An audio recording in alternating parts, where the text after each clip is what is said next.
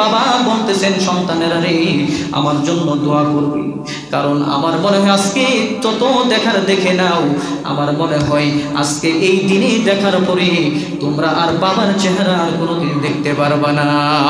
সুবহানাল্লাহ বলেন।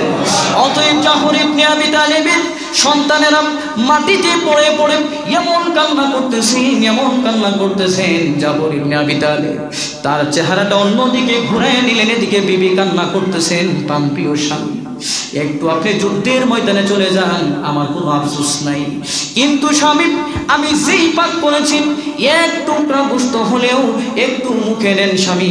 কিন্তু জাফর ইবনে আবি তালিব বলেন, স্বামী রে, স্ত্রী, প্রাণপ্রিয় স্ত্রী রে, তোমার হক পালন করতে পারি নাই, শুধু যুদ্ধের ময়দানে শুধু কাটিয়ে দিলাম।